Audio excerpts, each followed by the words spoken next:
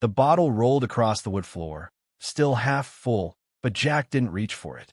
He reached for her instead. Emily stepped back until the wall caught her shoulders, nowhere left to move. His grip came fast, too fast, tearing the thin dress her father had made her wear. The man smiled like he was collecting a debt already paid. Her father's gambling had finally come due, and she was the payment. Emily didn't scream. Out here, no one would hear. Not in the bedroom of the man she'd just been forced to marry. Some men think wearing boots and owning land makes them worth something, but it doesn't. Not when their soul's gone sour and their hands are trained for hurting. Something was taken from her that night, something she could never get back. And now she feared that what had been left inside her was growing. How do you love yourself when the worst part of your past lives inside you? Just before dawn, Jack heard a sound on the door. It wasn't a knock, more like something weak falling against it, like the wind had gotten lost and didn't know where to go. He opened it with one hand, the other gripping the old shotgun that hadn't left its hooks since '76. What he found made him pause. A girl stood barefoot, hair tangled, blood crusted along her neck, wrapped in nothing but a filthy sheet. Her skin was bruised, scraped raw, and her eyes looked wrong for her age, hollow but sharp, like an animal chased so long it had stopped running because there was nowhere left to hide. Jack didn't ask her name. He just took off his coat and handed it to her. She held it for a moment before pulling it tight around herself. Her hand shook, but her voice was steady. "I'm not clean," she said. Jack didn't flinch. He didn't nod either. He simply pointed toward the small tack room out back. She walked like her legs might give way at any step. Jack poured her water and set a kettle on the fire without a word. He'd seen this kind of trouble before, the kind caused by men who believed rules were for other people. He'd fought men like that in saloons, out on the frontier, even in uniform. Now it looked like that fight had ridden straight to his door. As the sun came up over the Arizona dirt, Jack sat on his porch, boots dusty, arms crossed, the shotgun leaning against the wall. He didn't know her name, didn't need to. Whoever she was, someone would come looking, and when they did, they'd be making a mistake. She hadn't been inside 10 minutes before the dogs went low and mean. Not fear, warning. Jack stepped outside into the heat, already lifting off the ground. A rider came hard down the trail, dust rising in his wake, every hoofbeat full of purpose. Jack didn't move. The man pulled up fast, broad frame, scar down his cheek, pistol worn from use. "Seen a girl come through here?" the man called. "Blonde, barefoot, might be wearing a sheet." Jack squinted like the sun was in his eyes. "You lose your mind already this morning?" The man didn't smile. "She belongs to Mr. Grant. Ran off at first light. Signed papers, make her his wife. I'm just here to bring her back." Jack walked slow to the well, filled a bucket, let the water spill heavy. If you see a scared girl running through rock and cactus, you don't bring her home. You bring her help. She's covered in bruises. And the man she ran from ought to be ashamed to call himself anything but a coward. The rider's eyes narrowed. "You sure you want to stand between Mr. Grant and his wife?" Jack looked him dead on. "I'm sure I ain't moving." The silence wasn't peaceful. It was the kind that breaks before gunfire. But the man didn't draw. He smiled, the kind of smile that promised next time he wouldn't be alone. Tipping his hat like a joke, he wheeled his horse and rode off. When Jack stepped back into the tack room, the girl hadn't moved, but her eyes followed him now, not wide with fear, but studying, trying to figure out what sort of man she'd just fallen in with. Jack set bread beside her and walked out. On the porch, he took down the rifle he hadn't touched in years. Because men like Grant never send just one dog. They come back louder, meaner, and they don't bother knocking. Jack wasn't a man who talked much, but that day he talked even less. He spent the morning checking fences, oiling hinges, moving like someone who'd learned to listen for trouble instead of chasing it. The girl, Emily, though he didn't know her name yet, stayed inside the tack room, quiet as a ghost. Sometimes he'd see her shadow through the dusty window, unmoving, like she believed if she kept still long enough, the world might forget she existed. He left food by the door. Sometimes it disappeared. Sometimes it didn't. By noon the sun was burning white. Jack was at the gate, fixing the hinge, when he caught her in the corner of his eye. She stepped out into the heat, still wearing his old coat, walking like every step hurt. He didn't look straight at her. "Can I help?" she asked, voice thin but steady. He let the words hang, then handed her a hammer without looking up. "You know how to use one of these?" She shook her head. "Well," Jack said, "you're about to learn." It wasn't much, a few nails, a squeaky gate, but for the first time, she was doing something that wasn't running, hiding, or bracing for the next blow. He watched her small hands clutch the hammer, watch her figure it out. No fear this time, just quiet concentration. That meant something. Later they sat under the porch roof, the air cooling just enough to breathe easy. They didn't speak, just watched dust roll across the yard, chickens scratching in the dirt. Then she pointed at the horizon. "You think he'll come back?" Jack didn't turn his head. "I'd bet my last boot on it." She nodded like she already knew. But her hands weren't trembling anymore, and Jack noticed that. Near sundown, 3 horses came up the trail, dust flying like a storm. Jack saw them first, leaning on the porch rail, rifle within reach. The air turned sharp, like something was about to snap. Inside, Emily froze at the curtain, heart hammering. She knew who it was. Grant rode front and center, dressed too fine for a man so dirty inside. 2 heavy-set riders flanked him, both smelling of whiskey and trouble. Grant swung down from his horse slow, like he owned every step of dirt he touched. "Heard you've been keeping my wife, McCready," Grant said, voice oily. Jack didn't blink. "Heard you've been beating on what ain't yours to touch." Grant's grin slipped. "That girl belongs to me. Paper signed. Law says so." Jack stepped off the porch calm as dawn. Law don't mean a damn thing when a man's got no soul. The goons moved first. They always do. One lunge from the left, fast but sloppy. Jack pivoted, swung the rifle stock hard, crack. The man dropped without a sound. The other drew iron, but Jack was quicker. One shot rang out. Dust. Silence. The smell of blood and gunpowder mixing in the dry air. Grant froze, glove still in his hand, face pale. Jack walked close enough for his voice to cut like glass. "You listen. If I see your boots on this dirt again, I won't be aiming to scare. I'll be digging your grave right where you stand." Grant's lips tightened. He backed to his horse slow, like a boy caught stealing. No words, no fight. Just fear. Then they were gone, tails tucked, dust trailing after them. Emily stepped onto the porch, eyes wide, but no longer frightened. Not of Jack, not of Grant. She looked free, like the ground under her feet finally belonged to her. Jack didn't say a word, but for the first time in years, he felt something set right. Days rolled quiet after that. No riders. No shadows. Just long hours fixing fences, quiet dinners on the porch. Emily spoke a little more, smiled sometimes, small, real smiles that lit her face like a candle in a dark room. Then one morning, she didn't come out for breakfast. Jack knocked on the tack room door. No answer. When he opened it, she was sitting on the cot, hands pressed to her stomach, eyes far away. She didn't cry. She didn't need to.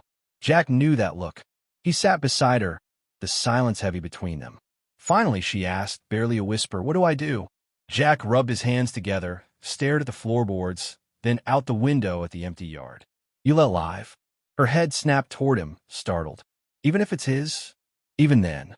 She searched his face, waiting for anger, pity, something sharp enough to cut her down. But never came. Jack stood slow. "You ain't broken. You're just starting over. That baby don't carry his sin. Only yours. Only what you give it." Her shoulders fell. Quiet tears ran, not loud sobs, just the kind that wash years of hurt off a person. She leaned into him, and he held her like something worth keeping. From then on, there was no hiding, no shame. Jack walked into town beside her, sat with her in church, bought baby blankets from the same shop Grant once strutted into. Folks whispered. Folks always whisper, but Jack didn't care. Because in a world where men throw people away like scraps, he chose to hold on, even when it hurt. Especially then. The days slipped by steady, marked by simple work and long silences. Emily stayed close to the porch most mornings, sitting with a blanket wrapped around her shoulders even when the desert heat pressed down. Jack pretended not to watch, but he always did. Sometimes she stared at the horizon, like the earth itself might open and swallow her, if she stopped looking. Other times, she'd just sit there, quiet, her hands resting on her stomach as if she was still trying to decide whether it was really hers. Jack wasn't a man from many words, but he found himself talking more than he ever expected. Not about feelings, that wasn't his way, but about fences that needed mending, about how rain ran off the land, about little things that didn't matter much. Somehow, that made it easier for her to talk, too. Not about the man who hurt her, not yet, but about growing up in a house where the windows rattled and debts hung heavier than curtains. About how her daddy taught her to ride, but never once told her she was worth something. Jack just listened, like every word she said was a piece of ground being laid back under her feet. One evening, while the sun dipped low and turned the dirt gold, Jack cooked beans over the fire. Emily sat close by, picking at the frayed edge of his old coat. Finally, she asked, "Why are you helping me?" Jack looked at her, his face weathered, steady. "Because I've seen what happens when no one does." That was all, but it was enough. The quiet didn't last forever.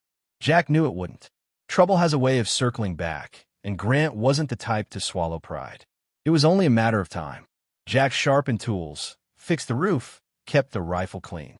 Not paranoid, just prepared. Emily noticed, though he never said a word.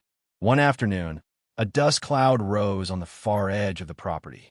Just a single rider this time, a younger man, nervous in his saddle, not dressed for a fight. Jack stepped off the porch, rifle resting casual in his hands, but ready all the same. The rider pulled up slow. "Mr. McCready?" he asked, voice cracking. "Who's asking?" Jack's tone stayed calm. "I work for Mr. Grant," the kid said, not meeting his eyes. "He says this is just a misunderstanding. Says he don't want no trouble. Just wants his wife back." Jack didn't move. "You tell Grant this. If he steps foot on my dirt again, there won't be any more talking." The boy swallowed hard. "Sir, he's saying he'll go to the sheriff." Jack's jaw tightened. "Then I'll talk to the sheriff myself." The rider turned his horse without another word and rode off faster than he came. Emily had been standing in the doorway the whole time, her face pale, her breath tight. "He's not going to stop, is he?" she asked when the dust settled. Jack shook his head. Men like him never do. That night, the wind rose sharp and dry, rattling the shutters. Jack sat by the window with the rifle across his knees, watching the moonlit yard. Emily couldn't sleep either. She came to the porch, her bare feet soft on the boards. "Do you ever get tired of fighting?" she asked, her voice quiet like she didn't want to wake the dark. Jack thought about that for a long moment. "You don't get tired when it's for the right thing," he said finally. "You just keep standing." Emily looked out at the endless desert, stars scattered like spilled salt. "What if I'm not worth it?" she whispered. Jack turned to her, eyes steady. "You are, even if you don't believe it yet." Something broke in her face then, not fear, but disbelief fighting with hope.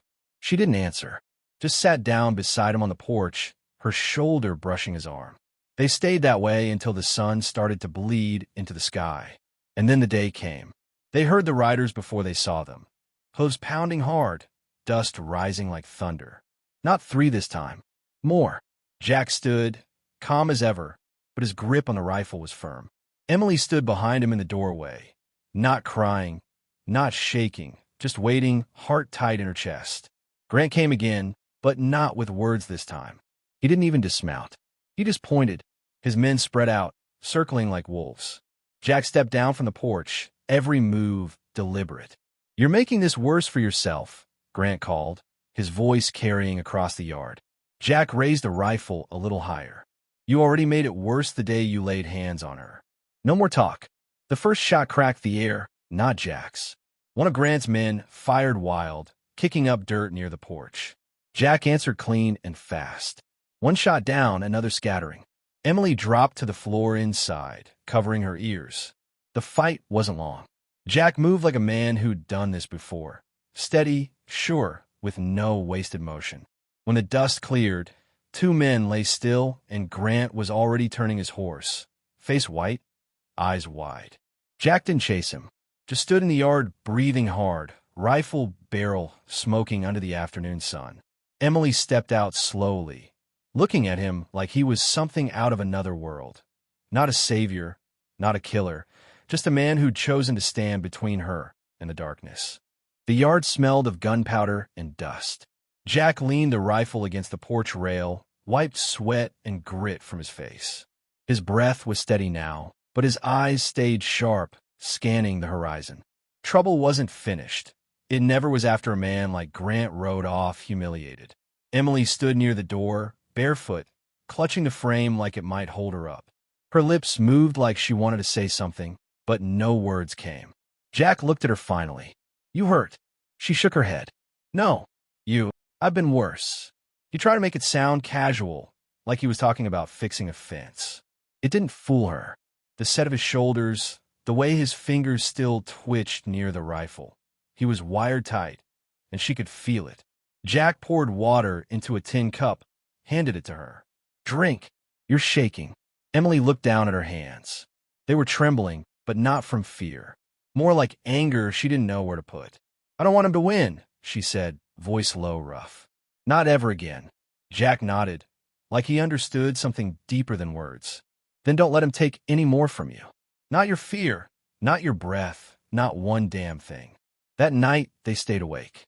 Jack sat by the window with a rifle across his knees, the lamplight throwing hard lines across his face. Emily sat on the edge of the cot, staring at her hands like they belonged to someone else. Finally she spoke, voice barely a whisper. When that night happened, I thought I stopped being a person. Just something to own."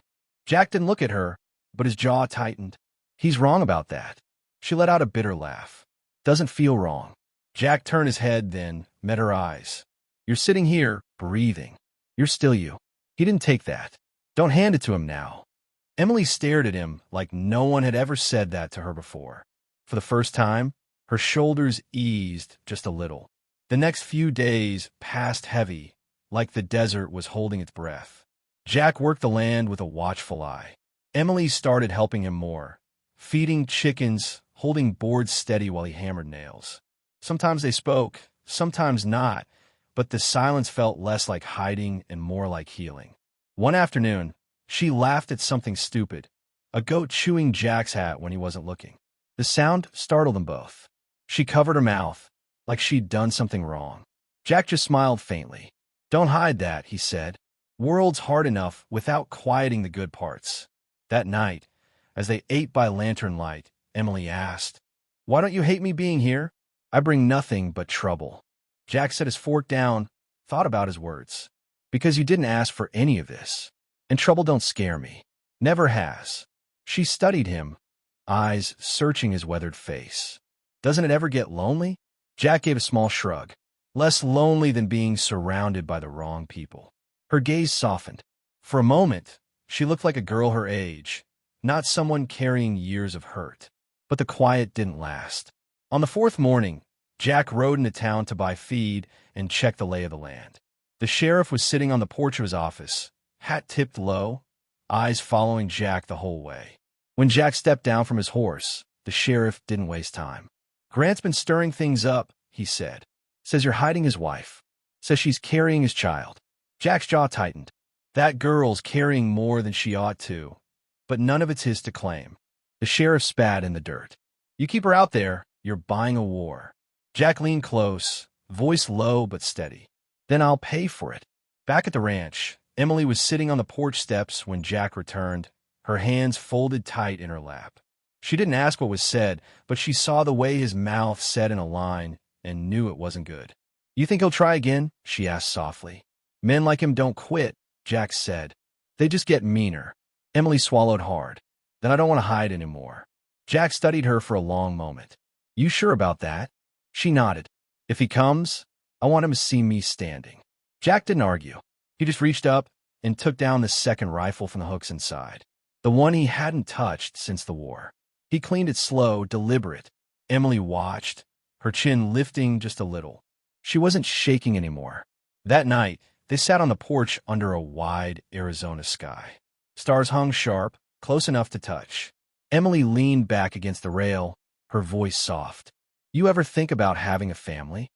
Jack looked out into the dark, thought for a moment. "I think about what it'd take to protect one. What it costs. Most men ain't willing to pay it. Emily's hand rested on her stomach unconsciously. And you? I pay what it takes, Jack said simply. Something in her eyes shifted then, a mix of fear and hope. She didn't say anything more. She didn't need to. The silence spoke louder than words. The morning came clear and hot. The desert smelled of dust and sun-baked sage.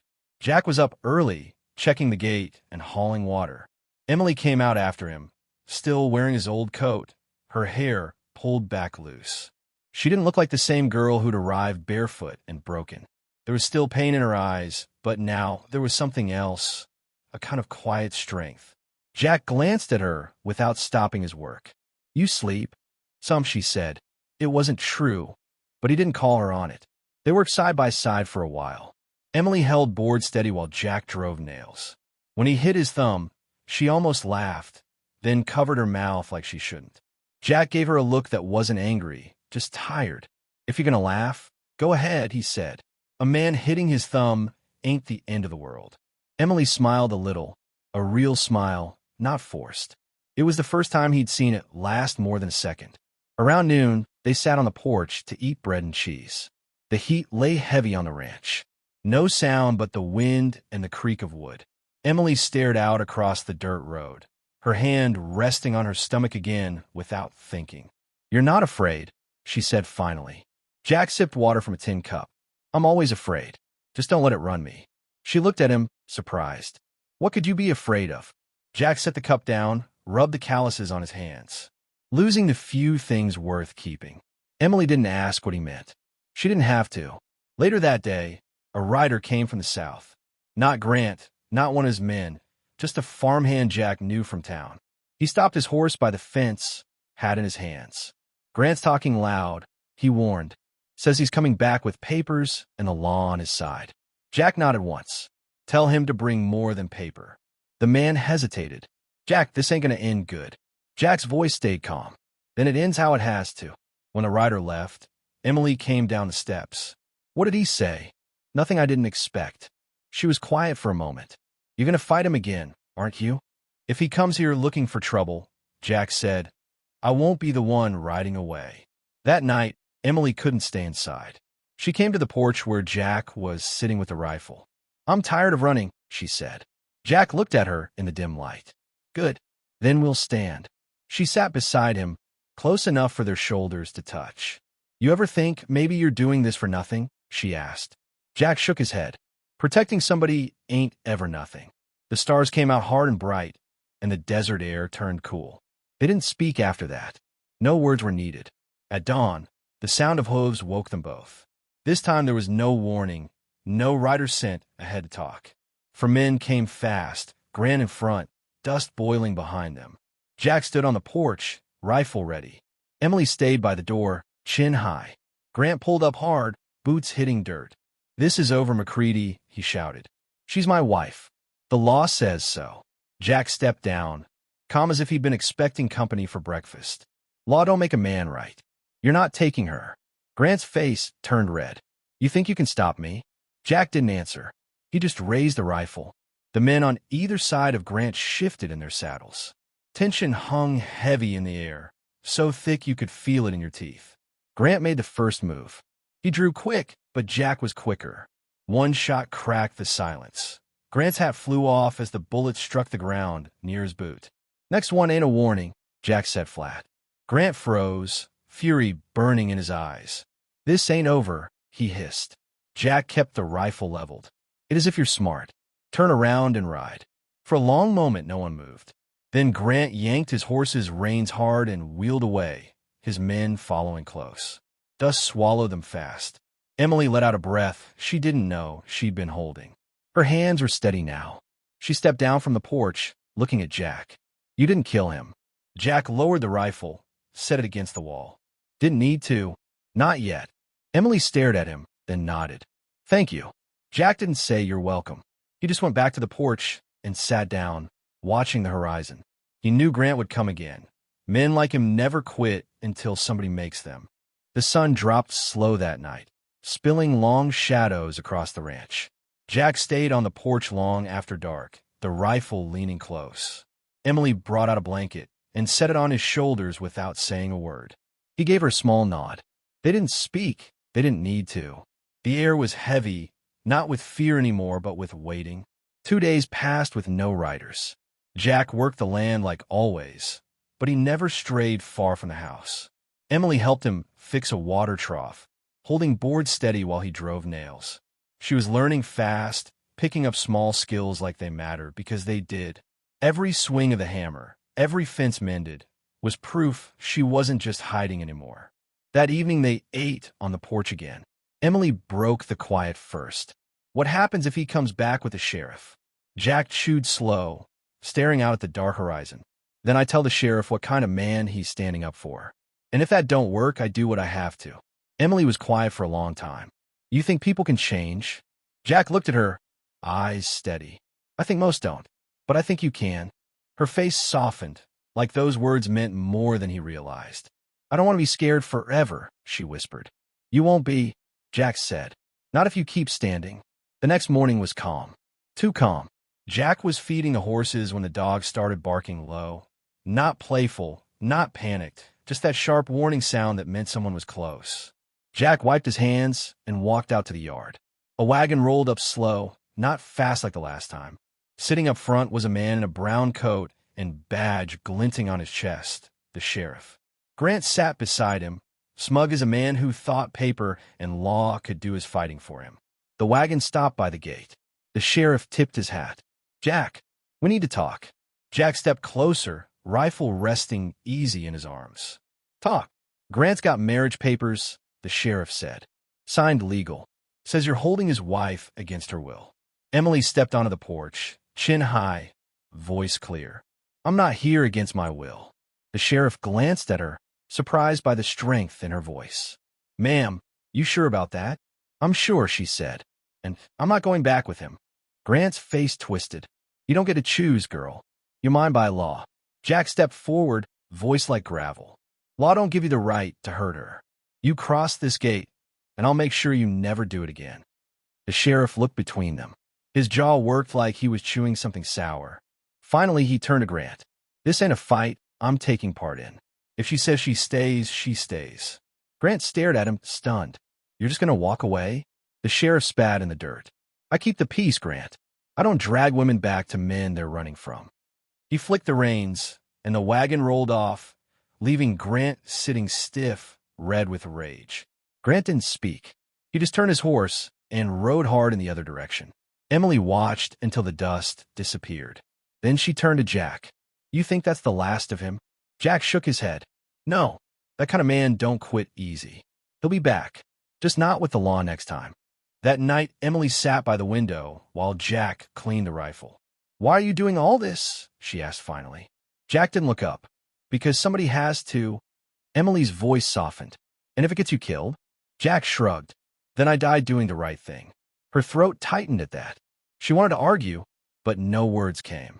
Instead, she walked over, took the cloth from his hands, and started wiping the rifle herself. Jack watched her, quiet pride in his eyes. She wasn't the same girl who'd shown up at his door, shaking and barefoot. By the third day, things almost felt normal. Emily helped cook, and Jack caught himself smiling more than he expected. But both of them knew normal wouldn't last. Trouble never leaves polite. It waits until your back's turned. As dusk fell, Jack saw a glint far off on the ridge, sunlight hitting metal. A rifle barrel, maybe. He said nothing, just moved slow, closing shutters, locking doors. Emily noticed, and fear flashed in her eyes, but Jack's calm steadied her. Stay inside, he said. What about you? I'll be right here. He stepped onto the porch, rifle ready, eyes on that ridge. The desert went silent. No wind, no dogs barking, not even crickets. Jack knew that kind of quiet. It meant someone was coming. The night fell heavy and slow, like the desert itself was holding its breath. Jack sat on the porch with the rifle across his knees, every muscle quiet but ready. The lantern inside cast a warm glow through the window where Emily watched. Her hands pressed her stomach without thinking. She didn't ask him to come inside. She knew he wouldn't. Hours passed, the kind of hours that make a man's thoughts louder than the coyotes. Jack thought about the war, about the faces of men he couldn't save. Thought about the promise he'd made to himself years ago, never to stand by and watch harm come to someone if he could stop it. Emily wasn't family, not by blood, but that didn't matter. She was someone who needed standing for. Just past midnight, the dogs growled low. Jack stood, scanning the yard. A single rider came first, then 3 more behind. No sheriff this time, no talk of papers. Grant had come to settle things his way. Stay back from the window, Jack called over his shoulder. Emily moved into the corner of the room, heart pounding, eyes wide, but not shaking the way they once did. She was scared, of course she was, but there was something different now. She trusted Jack, not because he promised safety, but because he'd already proved he'd bleed for it. Grant pulled up hard in the yard, boots hitting dirt. He looked rougher than last time, like pride had been gnawing at him for days. The men behind him wore faces Jack recognized. Hired guns, not ranch hands. These were men paid to hurt. "This ends tonight, McCready," Grant shouted. "You give her up, or I burn this place down." Jack stepped off the porch, rifle steady in his hands. His voice didn't rise, didn't shake. "You're not taking her. Not now, not ever." Grant sneered. "You really think she's worth dying for?" Jack's eyes locked on his. "I don't measure people like that." One of Grant's men reached for his gun, but Jack fired first. The shot cracked the night, the man dropped, and chaos erupted. Another rider tried to circle wide, but Jack pivoted, hitting him clean off the saddle. Horses screamed and bolted into the dark. Grant stayed in the center of the yard, face pale now, gun trembling in his grip. "You're a dead man, McCready." Jack walked closer, slow and sure. "Put the gun down, Grant. You don't want this fight." But Grant fired wild, the shot cutting through the porch post. Jack didn't flinch. He raised a rifle, aimed low, and squeezed. The bullet tore through Grant's shoulder, spinning him to the ground. The last man standing froze, staring at Jack like he'd seen death walk upright. He threw down his weapon and ran. Jack kicked Grant's gun away, breathing hard but calm. Grant groaned in the dirt, clutching his shoulder, blood staining his fancy coat. Jack stood over him, voice flat. "This is over. If I see you again, I won't aim to wound." Grant spat at the ground, but the fight was gone from his eyes. He staggered to his feet, using his good arm to mount his horse. No more threats, no more words, just a broken man riding into the dark. When the dust cleared, Jack turned back to the porch. Emily stepped out slowly, bare feet on the cool boards, lantern light catching her face. She didn't speak at first. She just looked at him, at the rifle still smoking, at the man who'd stood between her and everything she feared. "Are you hurt?" she asked, voice steady now. Jack shook his head. "Not this time." She came closer, close enough to see the sweat on his brow, the dirt on his hands. "You could have killed him." Jack wiped the barrel of the rifle with his sleeve. "Didn't need to. Some lessons hurt more when a man has to live with them." Emily stared at him a long moment, then whispered, "Thank you." Jack didn't answer. He just opened the door, motioned her inside, and followed. They sat at the table in the soft light, the house quiet except for their breathing. Emily poured him water with shaking hands, but not from fear, from everything that had finally let go inside her. "You didn't have to do this for me," she said softly. Jack looked at her, voice rough but kind. "Yeah, I did." For the first time since she'd arrived, Emily let herself cry without holding back. Not loud, not wild, just soft tears that ran until there were no more. Jack sat there, not touching her, not saying anything, just letting her know he wasn't going anywhere. Outside, the desert night went still again. No more riders, no more shouting, just the sound of wind through the dry grass and the knowledge that some battles, once fought, don't have to be fought twice.